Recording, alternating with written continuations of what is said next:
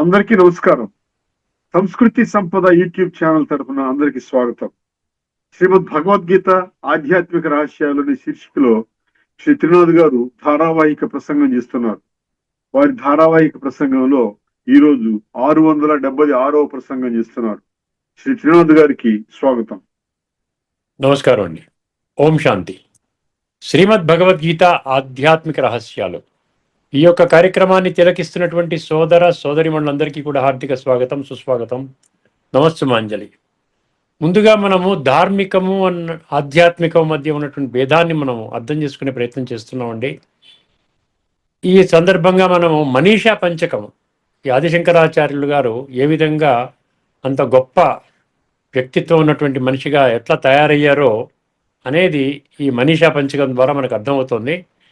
ఇందులో మనం ఎందుకంటే ఇది ధార్మికం ఆధ్యాత్మికంలో ఎందుకు చర్చిస్తున్నామంటే, ధార్మికంలో ఇవన్నీ చదువుకున్నామండి, కానీ తత్వంలోకి వెళ్ళలేదు. మనం తత్వంలోకి వెళ్ళలేకపోవటం వలన మనకి అందులో ఉన్నటువంటి గూఢార్థము, ఆ యొక్క విషయాన్ని తెలుసుకొని మన జీవితాన్ని ఎలాగ మార్చుకోవాలన్న విషయము పూర్తిగా విస్మరించామండి. అది విషయం అన్నమాట. ఇప్పుడు ఇందులో మనీషా పంచకంలో 5 శ్లోకాలు ఆశువుగా చెప్పడం జరిగింది. ఇన్స్టెంట్గా అలాగ వచ్చేసింది అనమాట. ఎప్పుడైతే ఒక చండాలుడు ఆయన ఆ విధంగా గంగానదీ తీరాన వెళుతుంటే వాళ్ళ శిష్యులతోని ఆ చండాలుడిని చూసి, అంటే నిమ్న జాతికి చెందినటువంటి వ్యక్తిని చూసి ఆదిశంకరాచార్యులు వాళ్ళ శిష్యులు కూడా ఏమన్నారు, ఆగు నాయన ఆగు, దూరంగా వెళ్ళు అన్నారు. అర్థమైందండి. అప్పుడు ఆ చండాలుడు ఏమన్నాడండి, దూరంగా దేనిని వెళ్ళమంటున్నావు? ఈ శరీరాన్ని వెళ్ళమంటున్నావా? శరీరంలో ఉన్నటువంటి చైతన్య శక్తి అయిన ఆత్మని వెళ్ళమంటున్నావా? అది ఈ ఒక్క విషయం వల్ల ఆదిశంకరాచార్యులు గారు జ్ఞానోదయం అయింది అని చెప్తున్నారు. అర్థమైందని ఆ విధంగా 5 శ్లోకాలు చెప్పడం జరిగింది. అందుకని ఆఖరిలో ఆయన ప్రతి శ్లోకం ఎండింగ్లో ఏమంటారు తెలుసునండి, ఇది ఏషా మనీషా మమా అంటాడు. అర్థమైందండి. ఇది ఏషా మనీషా మమా అంటే ఏంటి? ఆయననే నా గురువు అంటాడు. ఎవరైతే ఆ చండాల రూపంలో వచ్చినా బ్రాహ్మణ రూపంలో వచ్చినా కూడా ఆయనే నా గురువు అని ఆయన చెప్తాడు. ఇప్పుడు ఈ శ్లోకం ఒక్కసారి 4వ శ్లోకాన్ని మనం గమనించండి. అనిత్యం అసుఖం అది కాదు. 4వ శ్లోకంలో ఇది అద్భుతమైనటువంటి విషయాన్ని తెలియజేస్తుందండి. అంతా కూడానండి ఒకటే విషయం గుర్తుపెట్టుకోండి, భగవద్గీత తత్వాన్ని బోధిస్తున్నాయి. అర్థమైంది. ఒక్కసారి ఈ శ్లోకాన్ని జాగ్రత్తగా వినండి. యా తిర్యజ్ఞర దేవతాభి అహమిత్యంతః స్ఫుటా గృహ్యతే యద్భాసా హృదయాక్ష దేహ విషయా భాంతి స్వతో అచేతనాః తాం భాసై పిహితార్కమండల నిభాం చిత్తే సదా భావయన్ చండాల్లో అస్తు సతు ద్విజో అస్తు గురుతిర్యేష గురు రిత్యేష మనీషా మమ. ఇదండి, ఇది మంత్రం, సంస్కృతంలో వచ్చిన మంత్రం. దీని యొక్క భావం అర్థం చేసుకుంటేనండి చాలా గూఢార్థము. అక్కడ ముగ్గురిని చెప్పాడు. మూడు ప్రాణుల గురించి వర్ణించాడు. ఏమన్నాడు? తిరియక్ అన్నాడు, నర అన్నాడు, దేవత అన్నాడు. తిరియక్ అంటే జంతువులు, నర అంటే మనుషులు, దేవత అంటే దేవతలు. ఇలా అన్ని జీవులలోనూ నేను అని ప్రకాశించేది ఆత్మ చైతన్యము. ఎంత అద్భుతంగా ఉందో చూసారా? జంతువులు, మనుషులు, దేవతలు, ఇలా అన్ని జీవులలోనూ నేను అని ప్రకాశించేది ఒకే ఆత్మ చైతన్యం. అందరిలో ఒకే ఆత్మ చైతన్యం. అర్థమైందండి. జడమైన ఈ శరీరము, మనస్సు, ఇంద్రియాలు పనిచేస్తున్నాయంటే దానికి కారణము ఆ ఆత్మ నుండి వెలువడే ప్రకాశమే. అంటే వెలుతురు వస్తుంది కదా, ఆత్మ జ్యోతి స్వరూపం కదండి. ఆత్మలు జ్యోతి స్వరూపము, పరమాత్మ జ్యోతి స్వరూపం. జ్యోతిషామపి తజ్జ్యోతి అంటాడు 13వ అధ్యాయం 17వ శ్లోకంలో. అర్థమైందండి. దానికి కారణము ఆ ఆత్మ వెలుతురు. అంటే ఇవి లేకుండా ఉంటే మనసు పనిచేయదండి. మనసు ఆలోచించదు, బుద్ధి నిర్ణయం తీసుకునే శక్తి ఉండదు, ఇంద్రియాలు ఏమి ఉండవు, ఇంద్రియాలు ఇంద్రియ విషయాలతో కనెక్ట్ అవ్వవు, శరీరం కదలదు. ఎంతవరకు ఆత్మ ఉంటేనే ఇవన్నీ పనిచేస్తాయి. అదనమాట విషయము. ఇవన్నీ పనిచేస్తున్నాయంటే దానికి కారణము ఆ ఆత్మ వెలుతురే. సూర్యుడిని మేఘాలు కమ్మేసినట్లు, చాలా జాగ్రత్తగా వినండి, సూర్యుడిని మేఘాలు కమ్మేసినట్లు అజ్ఞానము వలన అది పైకి కనిపించదు. అర్థమైందండి? అజ్ఞానం ఏది మేఘాలు ఏ విధంగా అయితే కమ్మేస్తున్నాయో సూర్యుడిని, ఆ విధంగా ఏమవుతుంది, అజ్ఞానం అనేది జ్ఞాననేత్రాన్ని మూసేస్తుంది. అప్పుడు ఏమవుతుంది, మన అజ్ఞానంలోనే ఉంటున్నాం, అది పైకి కనిపించదు. ఆ పవిత్ర జ్యోతిని సదా హృదయములో ధ్యానించేవాడు, ఆ పవిత్ర జ్యోతిని సదా హృదయములో ధ్యానించేవాడు ఎవరో, ఆయన చండాలుడైనా బ్రాహ్మణుడైనా నా గురువే. ఆయన చండాలుడైనా బ్రాహ్మణుడైనా నా గురువే. ఇది ఆది శంకరాచార్యులు గారు అంటున్నారు. అర్థమైందండి? ఇది ఒకసారి కొంచెం దీన్ని ముందుకు తీసుకుని కొంచెం ఆధ్యాత్మికంగా అన్నమయ్య కీర్తనల్లో కూడానండి, కడు మృగ పక్షులకు ఇంద్రాది సుఖమునొక్కటే అన్నాడు. అంటే ఇక్కడ శంకరులు పశువులు మనుషులు దేవతలలో ఉన్న మూల చైతన్యము ఆత్మజ్యోతి ఒక్కటేనని చెప్పారు. చూసారా?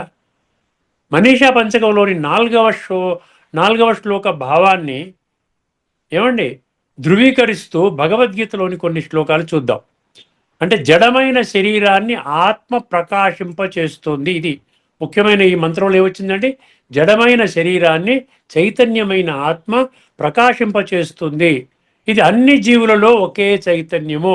గుర్తుపెట్టుకోండి, ఆత్మ అనేది పశువులనండి, దేవీ దేవతలనండి, మనుషులనండి ఉండటము అజ్ఞానం అనే మేఘము ఆత్మని కమ్మేయటం వల్ల వచ్చిన సమస్య.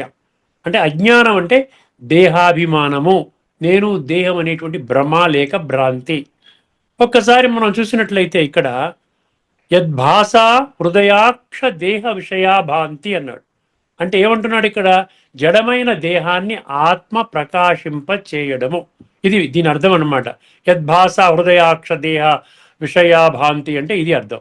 శరీరము మనస్సు ఇంద్రియాలు స్వతహాగా జడమైనవి, గుర్తుపెట్టుకోండి.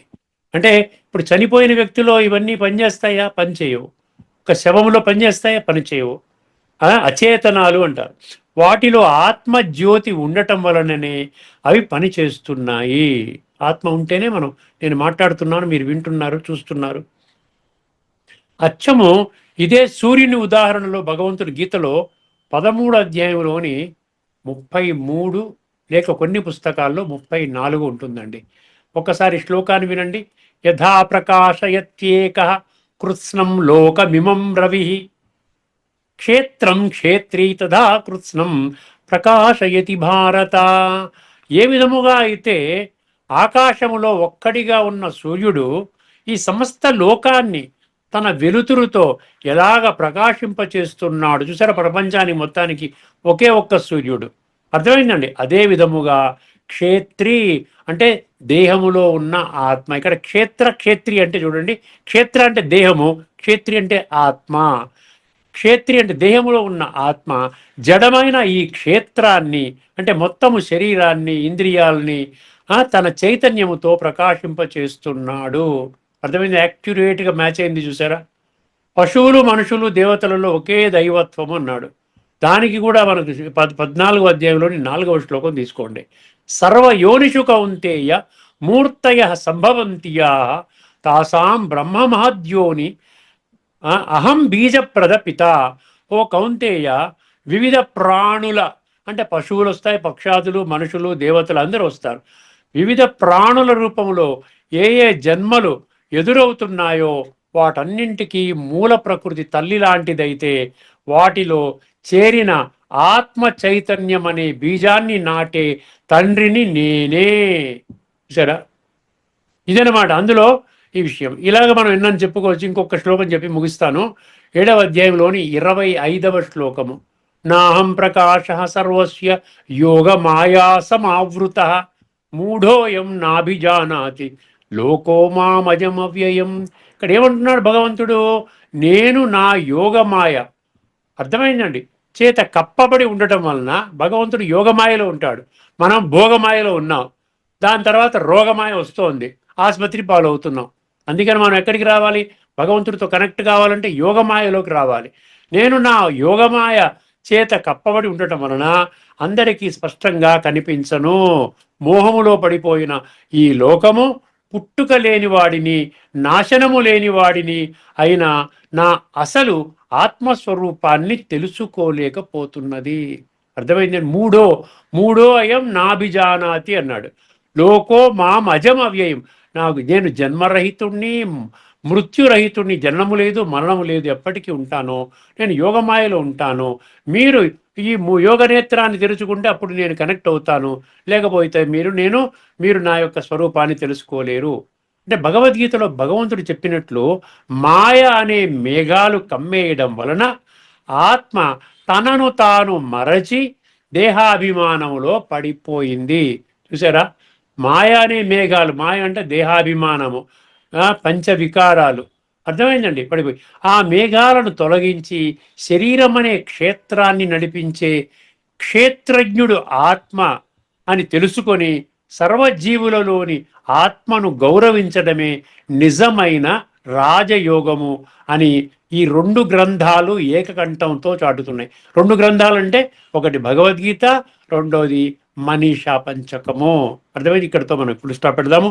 ఈ చర్చ మనకి ఏం చేస్తామంటే ధార్మిక జగత్తులో కేవలం మనం కీర్తనగా పడుకుంటాం, కానీ అది నా జీవితానికి ఎలా అన్వయించుకోవాలన్న విషయాన్ని మనం పూర్తిగా విస్మరిస్తాం. అందుకనే మన జీవితాల్లో వెలుగు రావటం లేదు. ఆ చైతన్య శక్తి ఏదైతే ఉందో, ఏదైతే శరీరాన్ని, ఇంద్రియాలని, మనసు, బుద్ధిని చైతన్యం చేస్తోందో అది జరగటం లేదు, ఆ ప్రక్రియ జరగటం లేదు. కాబట్టి మనము అంధవిశ్వాసంలోనే జీవితాన్ని గడుపుతూ ఉన్నామండి. ఇప్పుడు మనము ఇప్పటి వరకు మనం చాలా ఎపిసోడ్స్లో 10 ఎపిసోడ్స్ 11 ఎపిసోడ్స్లో మనం కఠోపనిషత్తు 1, 3, 7, 1, 3, 8 చర్చించుకున్నామండి. తదుపరి మళ్ళీ ఉపనిషత్తు ఎపిసోడ్స్ ప్రారంభించినప్పుడు మనం 7, 8 అయిపోయింది కదా, 1, 3, 9, 1, 3, 10 చర్చించుకుంటాం. అయితే ఈ ఎపిసోడ్ నుండి మనము గీతా శ్లోకాన్ని తీసుకుంటున్నామండి. 18వ అధ్యాయంలో మనం 61 నుండి వరుసగా మనం చర్చించుకుంటూ ఉన్నామండి. ఇప్పుడు ఆ వరుస క్రమంలో 67 చర్చించుకున్నాము ఇంతకుముందు గీతా ఎపిసోడ్లో. ఇప్పుడు 68, 69 కంబైన్డ్గా తీసుకుంటున్నామండి, రెండు శ్లోకాలు, 68, 69. 67లో ఏం తెలుసుకున్నాం మనం? ఒక 4 రకాల వాళ్ళకి మీరు జ్ఞానం చెప్పకండి అన్నాడు. ఇదంతే నా తపస్కాయ, అంటే తపస్సంపన్నుడు కానివాడు, నా భక్తాయ, భక్తుడు కానివాడు, నచా శుశ్రూషవే వాచ్యం, నా మాటలు వినడానికే అసలు అయిష్టంగా ఉన్నటువంటి వాడు. అర్థమే? వద్దండి మాకు చెప్పకండి, మాకు వద్దండి మీ జ్ఞానం, మీరు వద్దండి, మేము తత్వం చెప్తామండి, మీ ఇంటికి వచ్చామనుకోండి, మాకు వద్దండి, మేము బిజీగా ఉన్నామంటారు. అర్థమైందండి? అలాంటి వాళ్ళకి ఎందుకు చెప్తారు మీరు? అందుకని మేము అపాయింట్మెంట్ తీసుకుని వెళ్తాం. ఎవరైనా పిలిచిన పెద్ద వాళ్ళు పిలుస్తుంటారు మమ్మల్ని, ఏమండి రండి, మేము రాలేకపోతున్నామని, మా ఇంట్లో పెద్దవాళ్ళంతా వింటారు, మీరు వచ్చి చెప్పండి అంటే మేము వెళ్ళిపోతాం. మా ఖర్చుతోనే వెళ్ళిపోతాం. మీ నుండి ₹1 కూడా మేము ఆశించాము, ఇచ్చినా కూడా మేము తీసుకోము. అర్థమైందండి?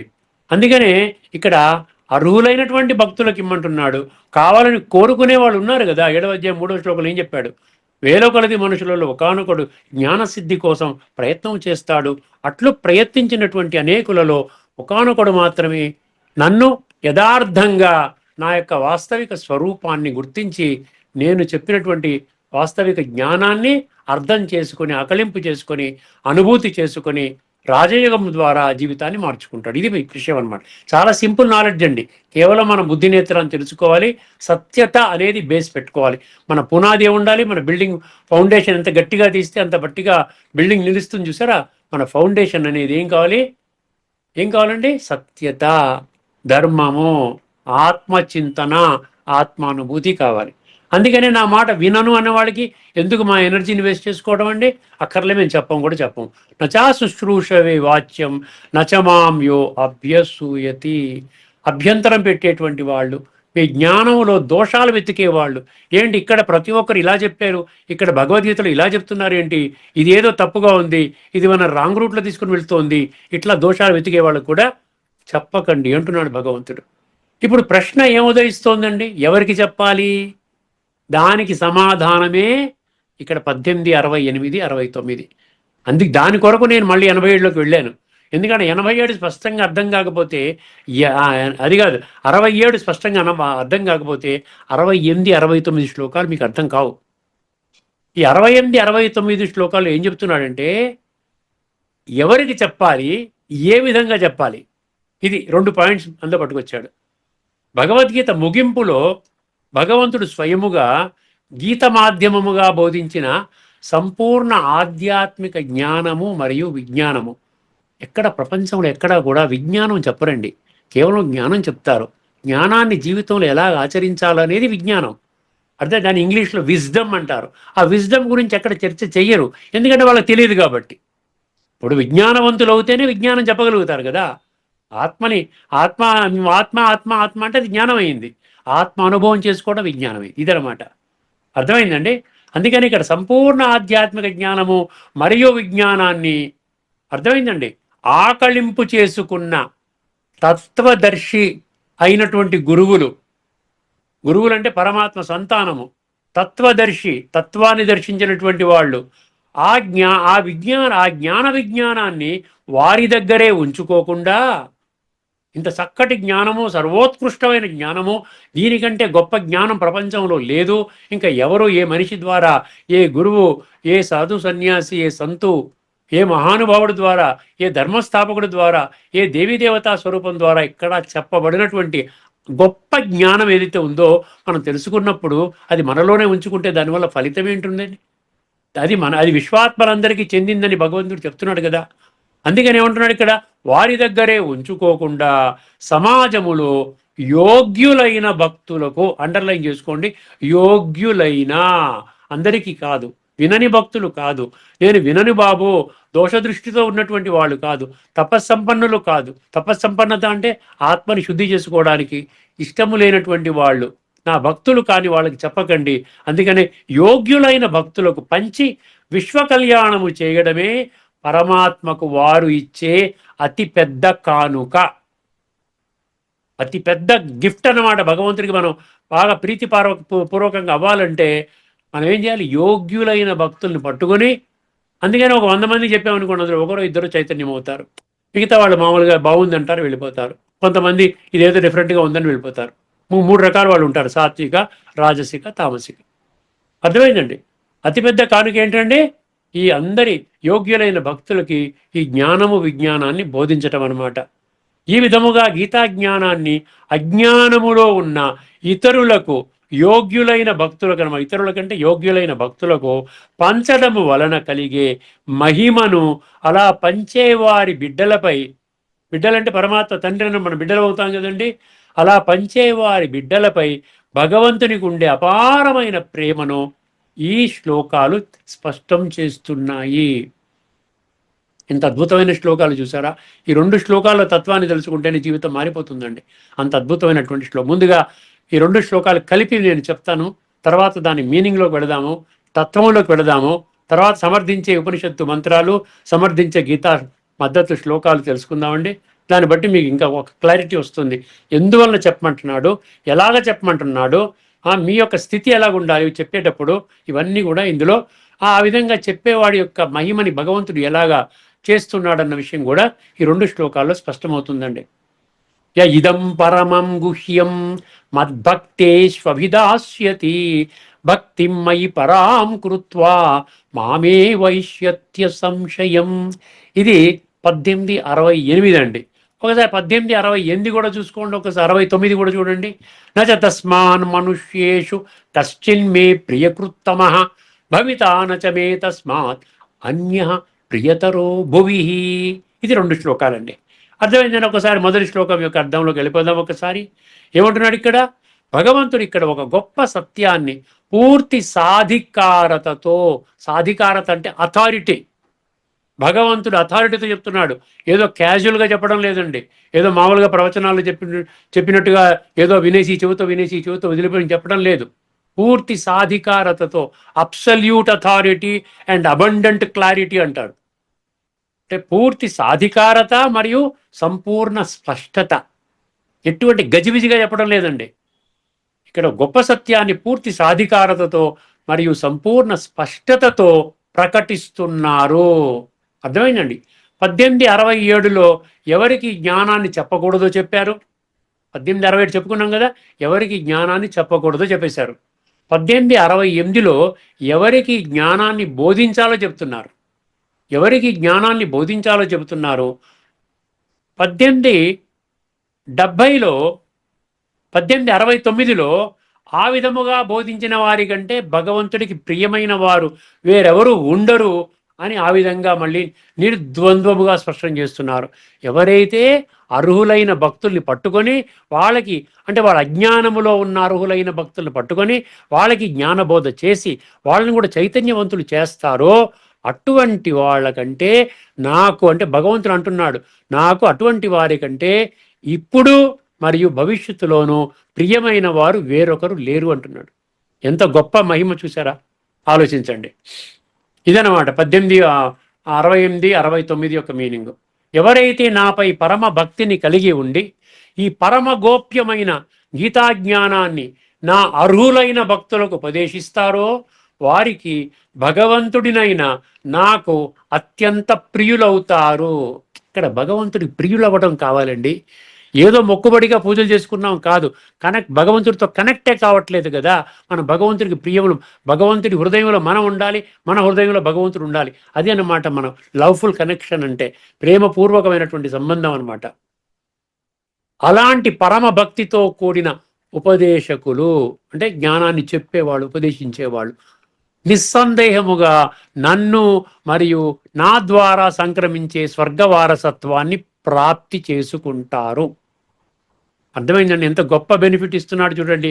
మనకేదో చిన్న చిన్న ఒక్క జన్మకి పరిమితం కాబట్టి చిన్న చిన్న ఎవరో గిఫ్ట్ ఇస్తున్నారని పరిగెడతాము, ఎవరైనా ఇది ఇస్తే పొంగిపోతాము, ఏదో కీర్తి ప్రతిష్టలు ఇవన్నీ ఇస్తే పొంగిపోతాము. అదంతా ఒక్క జన్మకి, అది ఆత్మశుద్ధి కాదు, మన స్వర్గంలో కూడా వెళ్ళము.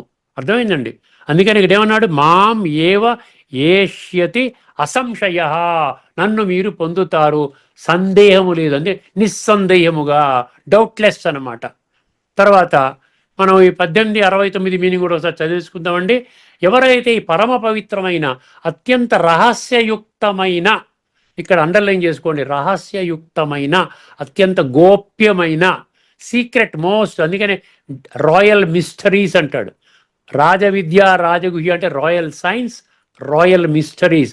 ఈ పరమ గోప్యమైన అత్యంత రహస్యయుక్తమైన గీతాజ్ఞానాన్ని నా అర్హులైన భక్తులకు ఉపదేశిస్తారో ఈ మానవ లోకములో, అంటే ఈ భూమండలంపై వర్తమానములో, ద్వాపరయుగం కాదండి, వర్తమానములో ఈ మానవ లోకములో అతని కంటే ప్రియమైన వాడు మరొక్కడు లేడు, మరియు భవిష్యత్తులో కూడా ఈ భూమిపై అతని కంటే నాకు ప్రియమైన వాడు వేరొకడు ఉండబోడు.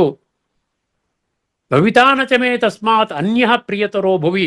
ఆ 3వ పంక్తి 4వ పంక్తి 18, 69 చెప్తోందండి.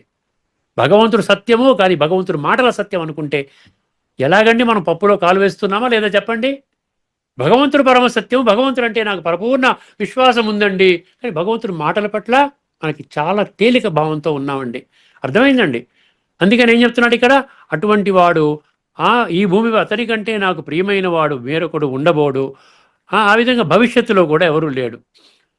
ఇక్కడ ముందుగా మనం తత్వాన్ని ఒక్కసారి 68 తత్వం ఒక్కసారి గమనించండి. 68, 69 అలా కంబైన్డ్గా వెళుతున్నాం. మనము సమయాన్ని దృష్టిలో పెట్టుకుని మనం అది అవసరమైతే తదుపరి ఎపిసోడ్లో కంప్లీట్ చేసుకోవచ్చు.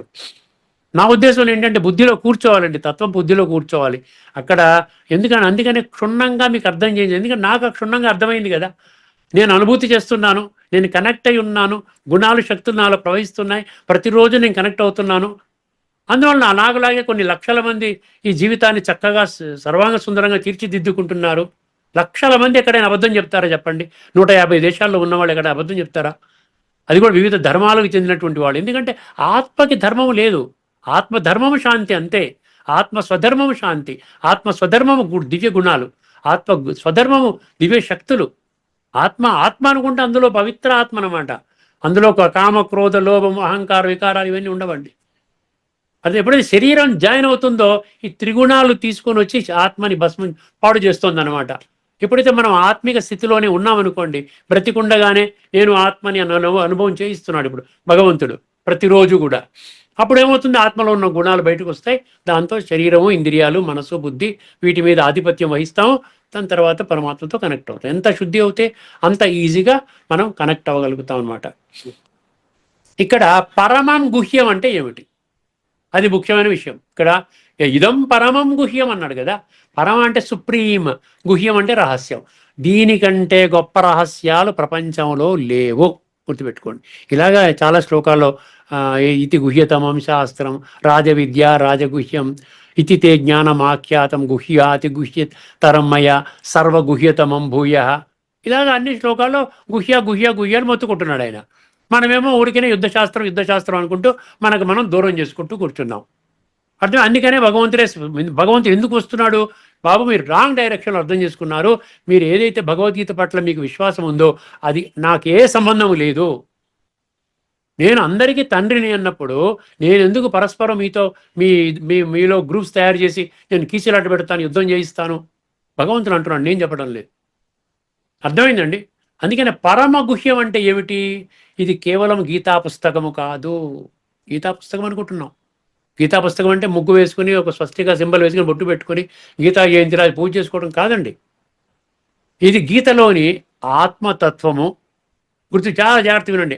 ఆత్మతత్వము, రెండవది పరమాత్మతత్వము, మూడవది రాజయోగ విద్య, నాలుగవది సృష్టి చక్ర జ్ఞానము, ఐదవది కర్మల గుహ్యగతి అంటే కర్మ సిద్ధాంతము, ఆరవది భక్తి రహస్యము. భక్తి యోగం అంతా చూడండి, ఎలా భక్తి చేయాలి.